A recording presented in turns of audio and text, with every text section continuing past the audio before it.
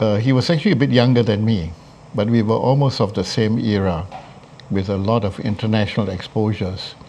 So it's very strange that one day he asked me to share his dream about creating a museum in Langkawi where he wanted to bring a lot of international artists there. And at the time he was negotiating for a site, but he wasn't really aware of the possibilities. So, as I think you hinted, I actually had one of the few people who knew Langkawi geographically, having as a schoolboy done the expedition to Langkawi from Penang Free School in about 47, 48. And so we were very thorough in knowing the site and the geography. So I think even today, if you ask people where this Tanjung Tengkorak is, they probably would not know. Pantai Tengkorak and all that places, you know. It's on the way to Datai, which is more famous now. The history actually has to go back to, well, I guess you may want to know the origin. Why did Abe ask me to get involved with that? Because we were already friends and I had designed his house in Pantai Hills. You know, that's another saga. He may have suggested certain other locations actually, which Lada may have pointed out to him. But I brought him to this location, and as it happens, thanks to my archival team, we found some photographs. And this could very well be the first occasion I took Ibrahim to the location to see this hill. This would be before 92. 90s. Oh. Yeah, in fact, it was just before that because we worked very quickly on this. Almost everything happened in 92, leading up to the end of 92 where he started the foundation and the fundraising. So this could be early 92. We made a visit, and if you knew the site plan, it was a huge area which was under the forestry department, and this was the plan. You know, you remember this site? And we are only talking about what has been realized, which is only a third of the whole project on this lot. But the concept was to create a complete forest research park, as it was called. It's called the Museum and Forest Research Park. This was the proposition that we made. And we are fortunate to find these drawings because actually I've forgotten all about it until you provoked me to talk about this. Sadly, bringing to the scenario today, the sad state is actually not due to the forest, but the fact that the foundation could not afford to carry on.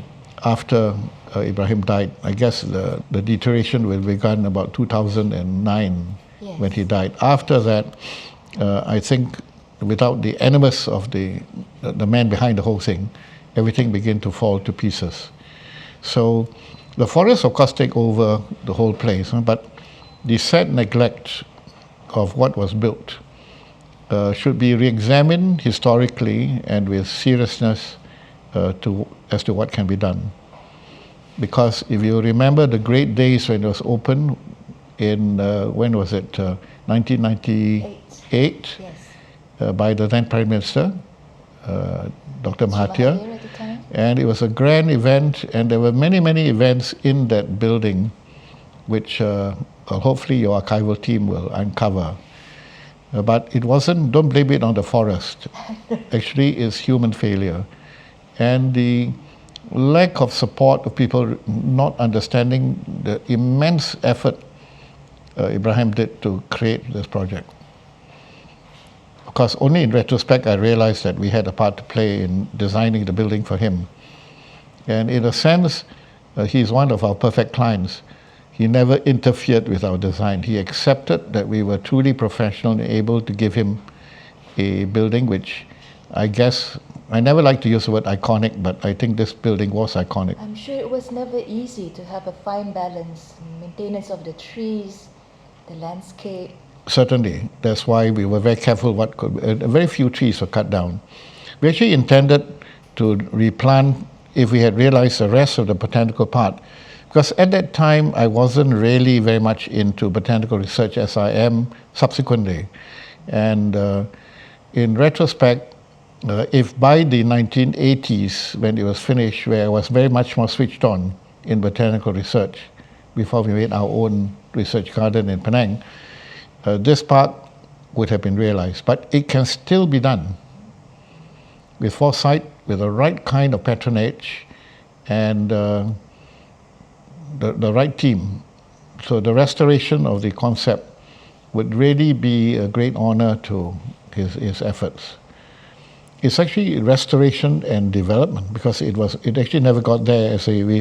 Most people don't realize that what was actually built was only a third of the whole thing. You can see the geometry.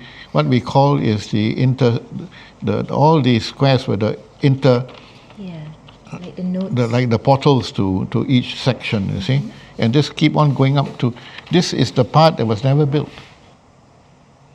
The bigger gallery, this is only 1/3 of the whole thing. And it so happens we were able to find the plans that we did very quickly in 92. Of course, there were modifications when we implemented because of budget reasons. And he very bravely tried to raise the funds to his foundation. And he got very good support in the beginning, but not enough. And later, like all efforts, the maintenance, the operational costs became a problem. But that's all history. Now you have what can we call a magnificent ruin. Indeed. Do you agree with that? Truly. Yeah, good. Truly.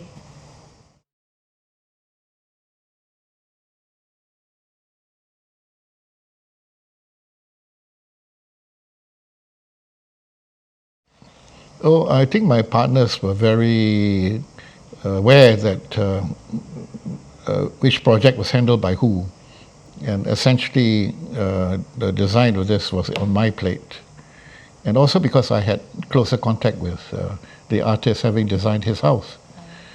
So the team worked in terms of implementation and, of course, the construction and so on. But I think the blame or the credit for the design has to be taken at the beginning. And it only worked when you have a great symbiosis between the owner, the client, and the architect, in the case an artist-client with great vision. And I think he also knew that I could add on to that challenge. Yeah? Yes, and his requests were, in the end, to have something on 12 acres of land with some galleries, with studios, a sculpture garden, and administration and working space also, and accommodation for his artist friends. I think he actually never could take on the rest of the park. We were concentrating on that. So the botanical part was really something else, because this was enough energy sapping exercise. So it's still the extension of the dream that's not fulfilled. That remains a challenge for the patrons of Truly, and we're curious tomorrow. We're curious about your conversations you may have had with Dato' Ibrahim Hussein. Yeah, I have to time travel to recall all that, but a lot of it actually gravitates around his house in Pantai Hills, which is, I hope and I believe Sim, his widow, has kept beautifully. But this is a departure from that house, for here he wants to give back to the public. No, the idea of a foundation is, of course, a very challenging thing. Like all foundations, the initiator actually has to be replaced by successors. Yes. And this is the luck of the draw. I think nobody was strong enough to take it up. But after his death, I'm sure he had the question of legacy problems. And hopefully all concerned will be high-minded enough to facilitate the not only the restoration but the implementation of the rest of the project. So it can become a national challenge beyond the foundation. Indeed, many of our artists had the good experience of walking through this 3-tiered gallery space when we held the Langkawi International Festival of the Arts event over there in the year 2000. And we remember, some of the artists remember and share pictures with us of certain angles of the house and venues and location and sites. But they were also very curious about how the space was designed. And you have mentioned that we may feel a bit romantic about this place, between the inspiration that you've had in designing the space. how you balance that out in your geomantic idea. I think you pick on the word geomantic. Actually, it applies to fitting the building in the environment more than the building itself. Yes. So the geomancy is how to put the building on the site. And it was running up the hill in 3 tiers with a roof garden and all that. This is an inspiration of relating to a site, and a good architect must have that feeling for the site to be able to, because it's a huge responsibility, because otherwise you spoil the environment. So we like to think that we actually had a good solution for that one. The internal spaces are quite different, because to create a special building for a museum is unlike, say, many other buildings I do are very, very simplistic, and we never want to be exhibitionist in the show-off kind of way, which I believe a lot of buildings have gone overboard in being extravagant and in the end ugly. So when you design something with a form, the idea of form and function, the spaces, of course, when you design a gallery, you want to create walled spaces, and here with top lighting. So the modules, the concept for the whole thing, are created by these squares with transit spaces which are also in the nodal points, which is actually a theme I started off with his house. So for architectural historians who see the art in architecture, Yes. it'd be very interesting, very objectively, to compare the two. The inspiration of creating a space also has to, you see, even designing each module, how big should it be? Is it 40 by 40? Correct, but you see, as we were looking at the plans, recapping, it was the next phase that actually had the major galleries. So what was done within the budget he could raise was only almost like the foyer to the rail gallery, which would have been on the next level. You think that The was bigger just spaces. 1/3 Yeah, what we see now? that's right. And then accommodation for artists. And if it's supported, he would have been able to link with his friends overseas to come and give that injection to Malaysian art. Now, I think if I interpolate why Ibrahim and I got along, because we're actually almost of the same age. He's a bit younger than me. He also knew my international exposure. So, for example, we both had great connections with the John D. Rockefeller Third Fund. And so on. He knew that I had a great exposure to contemporary art, and I knew people like Noguchi, for example. The lamp, Isamu Noguchi, was also a friend of mine.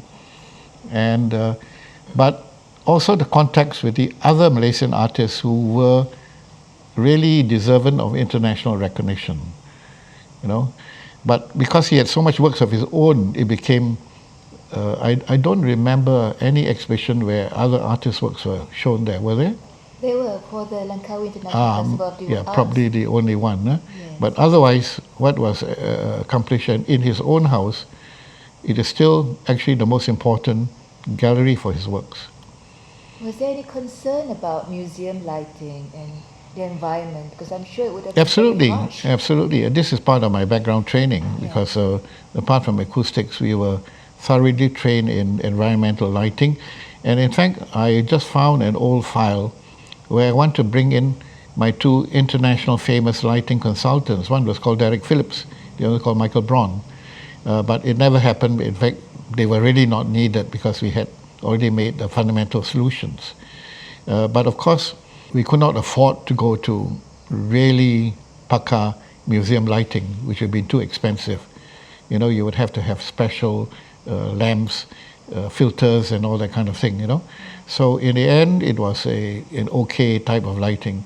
But if we'd gone truly international to museum standards, then this is where these other consultants would have come in.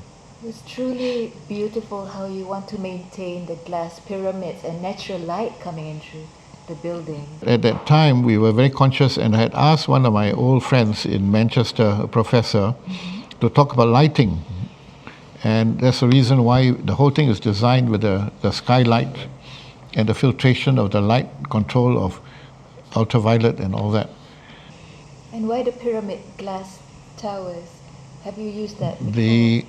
No, the cruciform for the lighting, the lighting was in the diagonals of the square modules. Yeah? But the transit points is actually one of our innovations that also we applied in this house.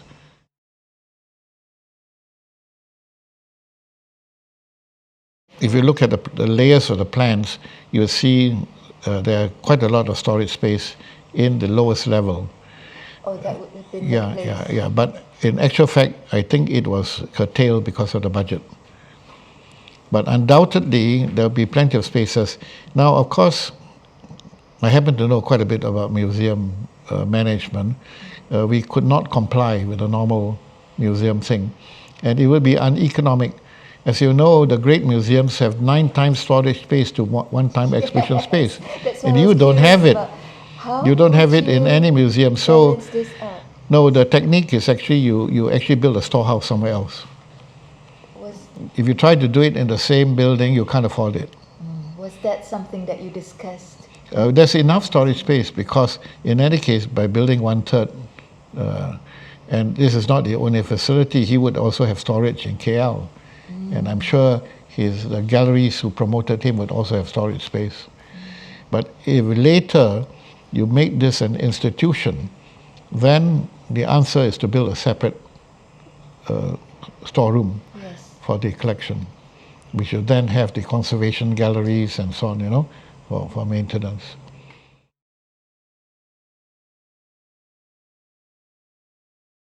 Frankly, even I had forgotten about the bigger challenge. That would be actually 50 times the challenge just to do that part. And he had enough because he built a deck and built his extension bungalow on the beachfront. Plenty of space for recreation because actually the main beach was next door. And there's a public beach here, which is something that should be, if this whole area was redeveloped, that area should also be controlled, and any junky structures should be removed from there. But it's a beautiful beach, and in fact, I recall swimming there. So, but I don't think Ibrahim would have time to swim. There's plenty to do in-house. In fact, he was busy. You know what I recall? He would say that he was painting and autographing every stone. I hope they're being selling for great prices. Yes. That has been recorded. He's a very shrewd businessman in that sense. Yes. So over there, that's actually what I catalogued for him. The presence of the Eurycoma longiflora, that is what the name is, Tongkat Ali. And then there's also what is called the Langkawi palm, which is Pinanga adangensis, which actually was first discovered on the Thai side, Pulau Adang, which is actually here. And the whole museum looked northwards to Taratau, the great island, which was a prison island of Thailand. Where the sun would come out. It looked northwards. Northwards. Yes. So east is where Datai is. Yes, and then west is where Tanjung Ru. Tanjung Ru is over the other side. There's another where the Geo Park was. You see, I still know Langkawi. You do. And Machingchang is over here, and that cable car goes over to the other side, and all those beaches. You know the film The King and I. One of the things was filmed there. They built that thing. Anna and the King. Anna and the King. Yeah, that's right. Anna and the King.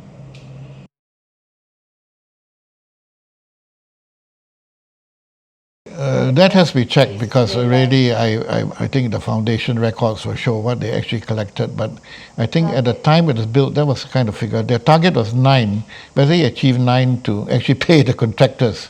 I think that has to be reorganized. But I think at that time when the thing was launched, he only raised about 4. But surely the foundation should show the records of what they collected. But of course, the great confidence or the possibility was that his paintings were of that price level, and it would have been a great sacrifice if he had sold off his paintings to finish the building. He could have done it if he had lived longer. Yes. I visited the building 2 weeks before he died. That was the last time I met him, 2009.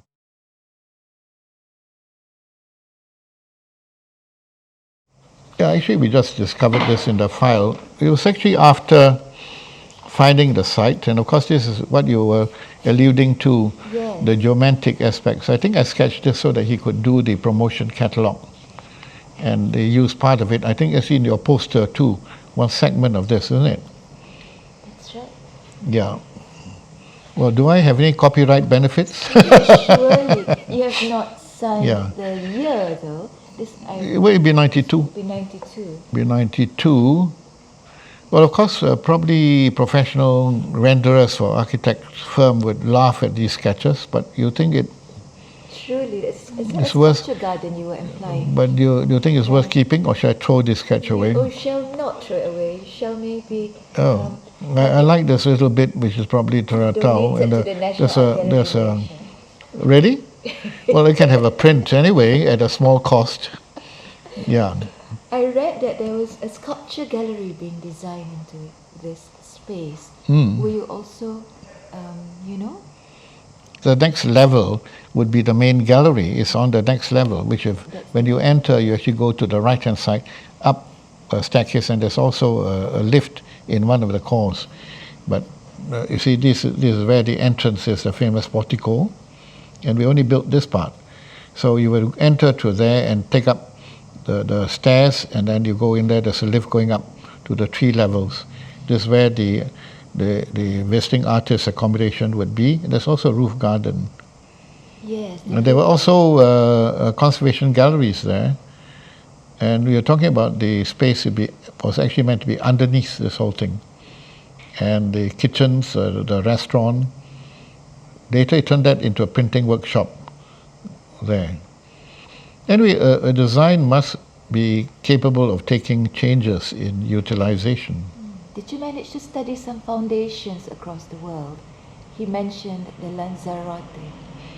Yeah, well, that one was quite famous, the Spanish one. But of course, the Rockefeller Foundation, all those Did you famous compare ones. the building and their complex?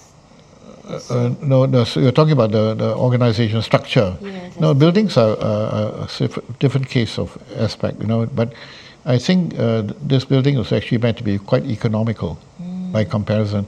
As I say, we could not go to town on sophisticated lighting because it would have been increase the cost quite a bit.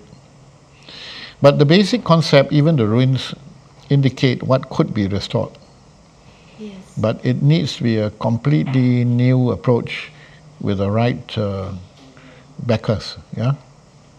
Frankly, the unique thing is that you caused me to time travel. The fact that I'm around to give you this recap, is strange. Blessed.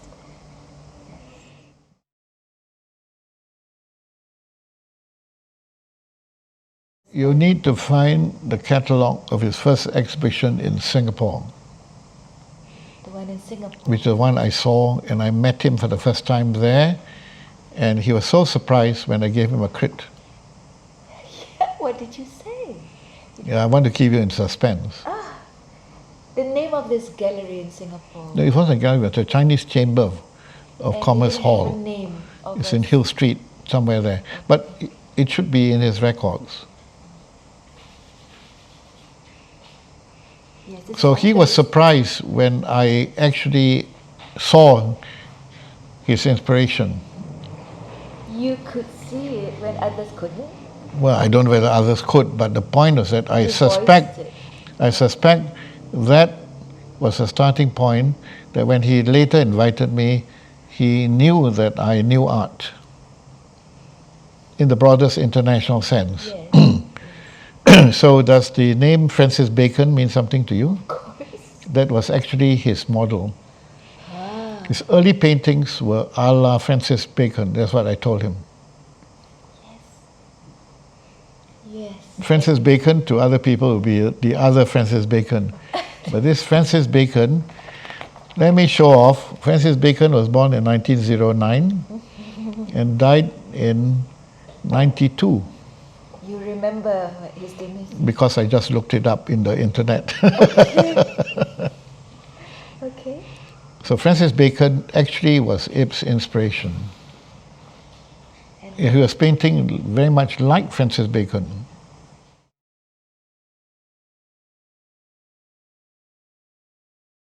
(1978). It's actually there. Well, this is still worth something today, isn't it? In those days, it was just a throwaway. definitely in 78. This part of my collection, Idran has found. Yes, it's in paperwork on paper. Yeah, maybe one day I should write a very critical assessment of Ibrahim's art. And his lines, I'm sure it intrigued you. You see, he is actually a master draftsman, Yes, and he transformed his mastery of drafting into art. yes. A lot of it is actually the art of a graphic artist, like his protest pictures, with Tzu Chi and all that. They are designs rather than, if you contrast him, that's why I think, frankly, if you have a dialogue about the art scene of Malaysia, you need to have a discussion on the comparison between Sui Ho, Latif, Sharifah. They were very different. That would be very significant in a real assessment. Invite Kok Chuan to come along and discuss it. And that, in that context, I can also give my opinion. He gave this to me. This is a gift in 1978. Yeah.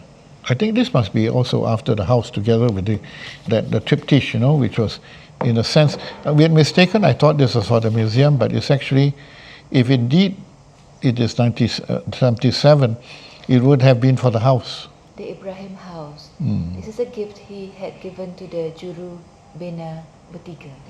Well, instead of our fees. So this is a triptych which one belonged to you? The central one, I think it's up there, is it? No, he didn't. He didn't paint it for me, but of course, you see, this actually is an example that he's a graphic artist. Yes. He's a graphic artist that also is a kind of wizard, But as I say, to evaluate this, you need to see the context of the other big three. Actually, this relates so clearly to what I told you. It goes back to the Francis Bacon days. Yes, that is how he would render. That's right. Yes. That's one part of him. You see, if he had not used so much lines and used the brush like Sharifah, he would be a different kind of artist. But he's so precise, and in fact, some of his paintings are in danger of being essentially graphic designs rather than art in the emotive sense. Have you ever thought about having it been reacquainted with the other two pieces? I did ask my partner's legacy. I did hint to them to bring together, but they did not respond. So we've been a bit out of touch. So whether it happens, we'll see. You might pursue it, see whether they will bring it together. But you have all the pictures of it, so that's good enough. Thank you. Thank you for sharing that. Mm. And after this 1977 painting, you have another one behind you here, the 1980. Yeah, that would have been probably the only painting I actually bought from him, or contract, in terms of fees. Yes, and where did you see this painting? In an I can't remember, probably in his house. In his house, most likely.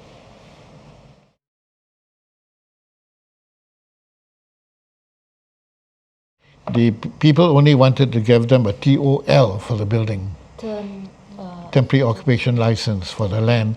But then they went for a lease, so a lease was issued. So that's what I think that it could be. Looking at that, it would be very strange if he got the whole lot. He might have been only given the lease of this lot here. Oh. So if you activate serious interest, we have to investigate with the Lands Office in Langkawi, which you can do. Find out the status of the lease that was given to the foundation. Did it really include these areas? You see, in fact, is defined here. A is this lot, which is really not part of it. Whether E and B were alienated. It's very likely that C and D were not.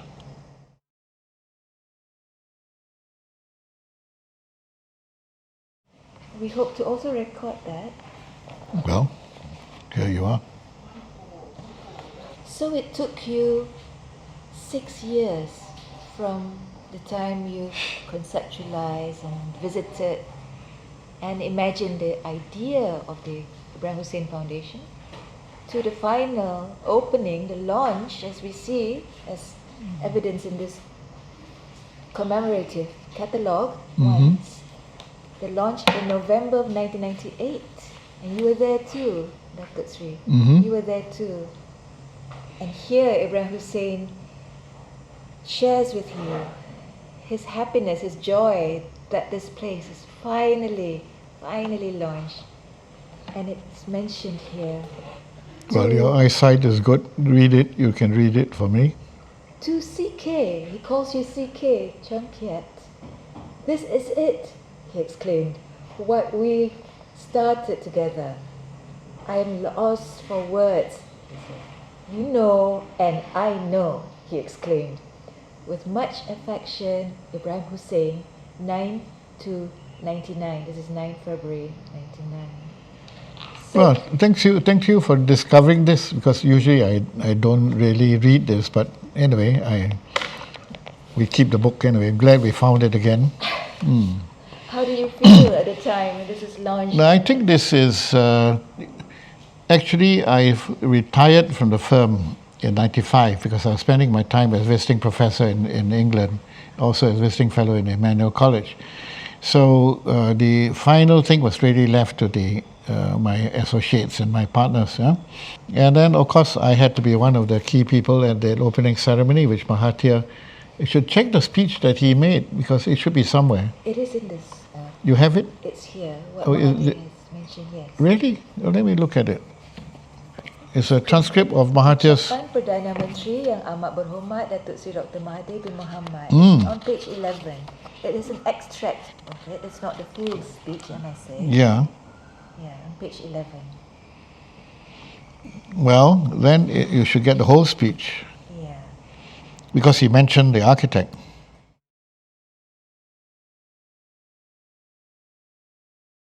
We have to remember the rest of the project that wasn't fulfilled. Thank you. And then the ruins there are, that something should be done. My hope is the hope that people like you have to advance, and I can contribute to it. I can contribute it as long as I'm still kicking. So we better act quickly. Yes, sir. Yeah, it is actually quite cogent, quite impersonally, that if you act fast enough, you have the unique position where the original designer is still around.